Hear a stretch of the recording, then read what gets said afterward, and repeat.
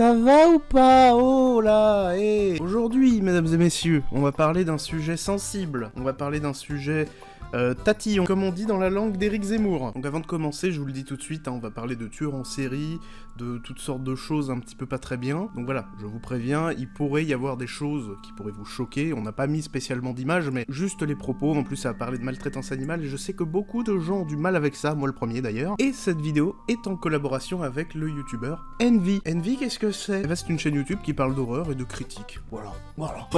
Donc si vous aimez ma chaîne, vous aimerez forcément la sienne. Donc abonnez-vous.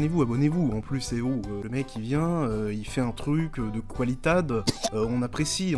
Bon bah voilà, bon merci. Et du coup, vous savez pourquoi je mettais une casquette ces derniers temps, hein? Vous me demandez de l'enlever. Et bah vous voyez que c'est pas une bonne idée. On dirait la fusion chelou entre Antoine Daniel et un pangolin. Je laisse tout de suite la parole à mon ami Envy qui va vous parler du premier tueur en série.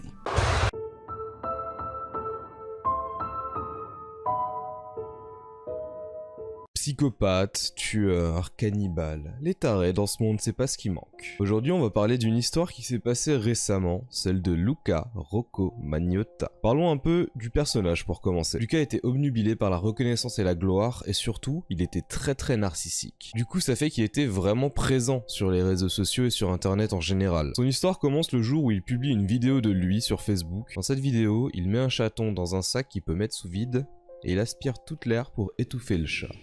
C'est probablement une des pires vidéos que je n'ai jamais vues. Je ne sais pas si ça vous le fait aussi, mais perso, je suis vachement plus sensible à la violence envers les animaux qu'envers les humains. Donc c'est lorsqu'une certaine Baudi Movan se baladait sur Facebook qu'elle est tombée sur cette dite vidéo. Elle s'appelait One Boy, Two Kittens.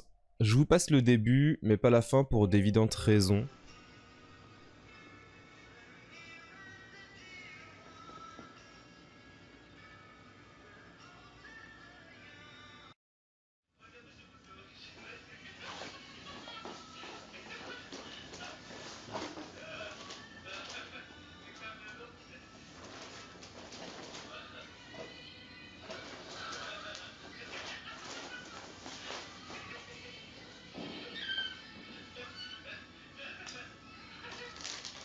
« 4 minutes de vidéo où il enferme les chatons dans un sac, il aspire l'air et il les étouffe. Le plus terrible là-dedans, c'est de se dire que c'est le niveau 0 des atrocités de Magnotta. La vidéo a été mise en ligne sur un compte YouTube du nom de You Only Wish 500, seulement dans tes rêves 500 en français, suivi du commentaire du plus bel effet « Les rageux peuvent sucer mon énorme bite, MDR ». Voilà. Sur la chaîne, si on parcourt les vidéos, on peut y voir aussi une vidéo de Attrape-moi si tu peux. Puis, pour Luca Magnotta, c'est totalement un jeu. Suite à cette vidéo qui a suscité beaucoup d'intérêt autour de lui, Baudi et d'autres personnes se sont alliés sur Facebook pour créer un groupe dans le but de le traquer et de découvrir qui il est. Mais du coup, les gens sont devenus fous furieux sur ce groupe au point où ils ont étudié la moindre frame de la vidéo pour découvrir un tout petit indice pour le démasquer. Suite à ça, il publie une seconde vidéo où il joue avec les cadavres des chats, que je ne vous passe pas pour d'évidentes raisons de pognon. D'essence, ainsi que 2 photos, et du coup c'est à partir de ce moment que les gros rednecks de chez Rescue Inc. Rescue Inc, c'est des mecs plutôt vénères qui vont sauver des animaux en danger. C'est à ce moment-là que Rescue Inc s'est senti concerné par l'histoire. Du coup, comme une célébrité même mineure s'y est intéressée, qu'elle avait déjà une fanbase assez énorme, vous doutez bien que le groupe de personnes a explosé à ce moment-là. Et donc, la traque de Lucas Rocco Magnotta est passée d'un petit groupe de personnes à plusieurs milliers de personnes. Ça veut dire aussi que les pistes ont afflué à foison, puisque plusieurs personnes enquêtaient maintenant, ce qui a mené le groupe sur le profil d'un certain James C. Cramsalot Inissas. James C. était une personne qui avait droppé sur sa page Facebook une vidéo de quelqu'un qui brûle un chat dans une cage. Il s'avère tragiquement que c'était un troll d'internet qui essayait d'imiter Luca Magnotta. Un troll du nom d'Edward Jordan qui mit fin à ses jours suite à la pression monstrueuse que le groupe a mis sur lui, croyant qu'il était le tueur. C'est tragique. Suite à ça, le groupe a perdu un peu d'ampleur, ils sont passés de 15 000 à 8 000 je crois, mais plus personne n'était vraiment actif sur le groupe, donc c'est passé plusieurs semaines. Luca Magnotta n'était plus le centre de l'attention, du coup il a sorti une nouvelle vidéo nommée L'heure du bain LOL, une horrible vidéo, on y voit Luca plonger un chat scotché sur un balai, dans un bain, jusqu'à la noyade. S'ensuit une 4e vidéo dans la série Torture de chat, où, cette fois-ci, il fait bouffer un chat par un python royal. Bref, il avait besoin de refaire parler de lui et qu'on le regarde à nouveau. Puis, emporté par l'engouement suscité par ses nouvelles vidéos, ainsi que sa soif de sang et de sensations, Lucas passe une étape. On arrive au cran supérieur. C'est le moment où il tue quelqu'un. Dans une nouvelle vidéo nommée « Un lunatique, un pic à glace », on le voit avec quelqu'un attaché sur son lit, probablement inconscient. Il approche de sa victime avec un pic à glace en main et il le surine. C'est vraiment terrible ce qui se passe là, mais le pire là-dedans, je pense que c'est la police qui n'a décidé de se bouger qu'une fois qu'il avait commencé à buter des gens. Ils auraient dû se bouger, je pense, bien avant, quand il a commencé à buter des chats, se dire qu'il y avait un problème et que ce mec devait être arrêté parce qu'il est fou furieux.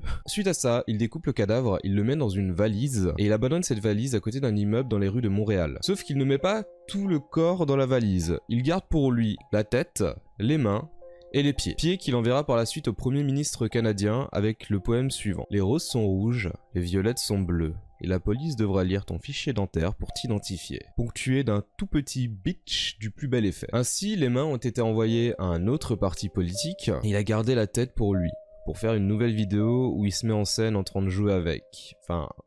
c'est méga glauque. Après les faits, il décide de se casser à Paris pour changer d'identité, puis il se fait attraper par la police allemande à Berlin. Pour conclure cette vidéo, avant de laisser la parole à Stupounet, j'aimerais donner mon avis. Je pense que Luca Magnotta n'est pas le seul responsable de cette histoire. Je pense que l'engouement qu'a suscité le groupe et la chasse aux sorcières menée par ce groupe a grandement galvanisé l'ego de Magnotta et l'a poussé à aller toujours plus loin. À l'écriture, j'ai dû faire l'impasse sur beaucoup de détails sur cette enquête, notamment sur toute la chasse aux sorcières, pour me concentrer sur les faits. Cependant, si vraiment cette histoire vous intéresse, je vous invite un de ces quatre à aller voir le super documentaire qui a été réalisé sur cette histoire justement, disponible sur Netflix, qui s'appelle Don't Fuck With Cats. Allez, des bisous et à la prochaine. Merci à toi Envy. Et donc maintenant, c'est à mon tour de vous parler d'un tueur en série, et donc, c'est parti.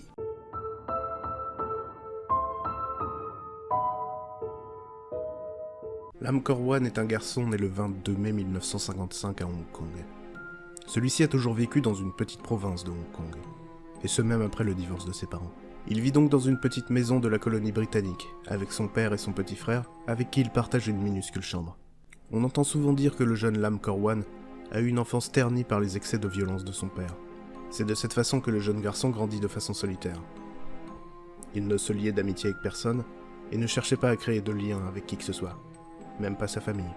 Dans les années 70, à l'apogée de ses 18 ans, le jeune homme finit par commettre sa première agression sur une jeune femme. Il l'aurait menacée d'un couteau et se serait permis de la toucher sans son consentement. Celle-ci porta plainte contre Lam Kor-wan et il fut traîné en justice. Et compte tenu de son état mental, qui semblait être instable, il fut jugé comme non responsable de ses actes et sera envoyé aussitôt à l'hôpital psychiatrique. Son internement dura cependant moins de temps que prévu. En effet, 3 mois plus tard, il fut libéré et commença une carrière de chauffeur de taxi. Et le 11 février 1982, Chan Fung-lan, une jeune femme de 21 ans, sortait d'une discothèque, fortement alcoolisée. Cette nuit-là, elle était accompagnée de sa sœur qui lui aurait proposé de la ramener chez elle en voiture. Mais Fung-lan refusa catégoriquement et prit un taxi. Au début, aucun taxi ne voulait la prendre, du fait de son état alcoolisé. Mais finalement, un chauffeur l'accepta, Lam Kor-wan. Et au début, tout se passa très bien, mais Fung-lan commença à crier sur le coup de l'alcool, et vomit dans le véhicule de Lam Kor-wan, qui fut alors excédé par la situation. C'était tellement enrageant pour lui qu'il amena le véhicule à l'abri des regards, se stationna, et assassina la femme en l'étranglant avec un câble électrique. Il était déjà très tard cette nuit-là, et il profita du fait que tout le monde dormait pour ramener le corps chez lui, et le cacher derrière le sofa. Le lendemain matin, alors que tout le monde était déjà parti au travail, Lam Kor-wan se leva directement pour ramener le corps dans sa chambre, et s'y enfermer pour pouvoir mener des expériences qu'il souhaitait. Il coupa les membres du corps avec une tronçonneuse, et plaça les seins de la jeune fille dans des bocaux remplis de liqueur. Il se débarrassa ensuite du corps dans la rivière. Sa deuxième victime fut Chen Young-ji, une caissière de 31 ans, le 29 mai 1982, soit 3 mois après sa première victime. Celle-ci n'était pas alcoolisée, mais le plaisir qu'il avait ressenti lors de son premier meurtre se transforma en addiction. Et il assassina Young-ji, de la même manière que Fung-lan.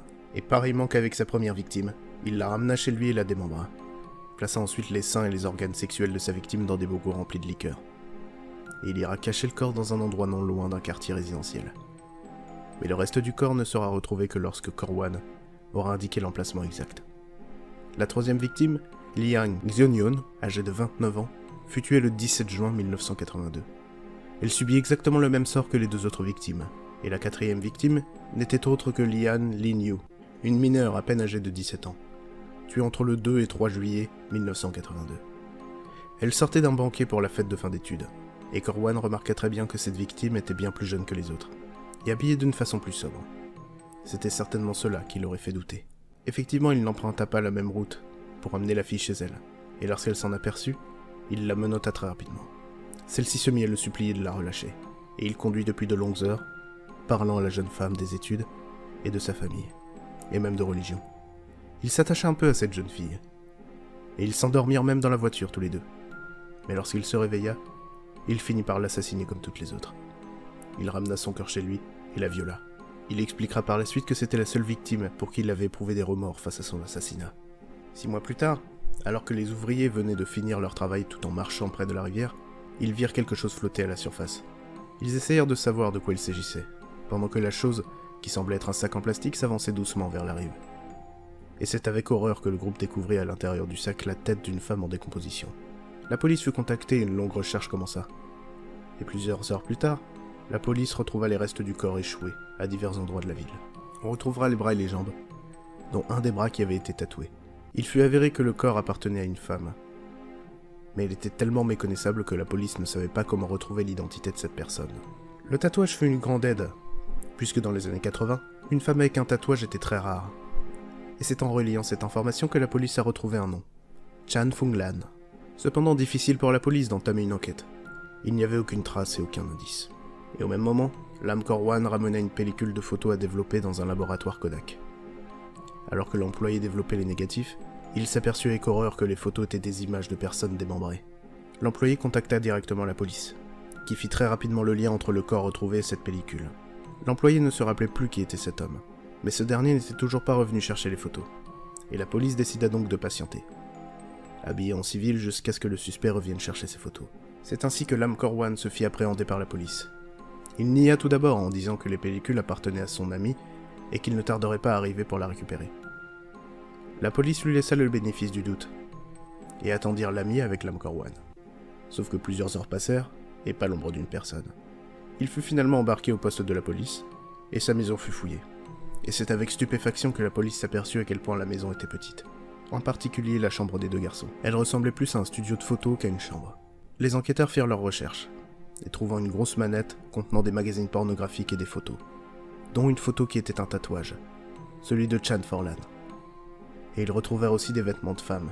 Les enquêteurs devinèrent que Lam Korwan n'était pas à son coup d'essai, et qu'il avait tué bon nombre d'autres femmes. Et en fouillant un peu plus dans la chambre, ils trouvèrent des bocaux scellés avec du scotch. Ils ouvrirent les bocaux, et une odeur atroce en sortit. L'odeur de l'alcool et de la mort. Ils examinèrent l'intérieur des bocaux, pour trouver des parties de corps, et plus particulièrement des parties intimes, seins, utérus, etc. Des cassettes vidéo aussi furent retrouvées dans cette chambre, et la famille entière fut embarquée au poste. Le père et le frère clamèrent leur innocence, expliquant ne rien savoir des actes que commettait Lam Korwan.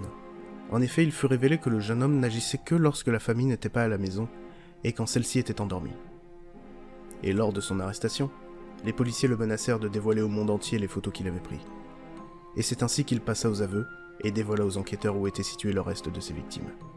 Il expliqua par la suite qu'il voulait explorer l'anatomie féminine, et c'est ce qui aurait motivé ses agissements. Il dira aussi que ce sont des voix qui l'auraient poussé au meurtre, et en plus, de la pluie. Effectivement, à chaque fois qu'il commettait ces meurtres, il pleuvait sur Hong Kong.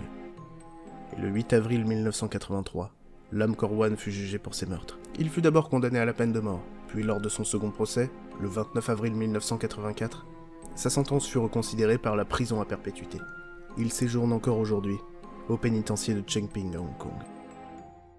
Et donc voilà, mesdames et messieurs, j'espère que cette vidéo vous a plu. Si c'est le cas, n'hésitez pas à lâcher un like et à vous abonner, à mettre la cloche, et aussi à vous abonner à la chaîne d'Envy, bien évidemment, hein, parce que bon, c'est quand même bien. Je vous souhaite une bonne journée, une bonne après-midi, et à bientôt.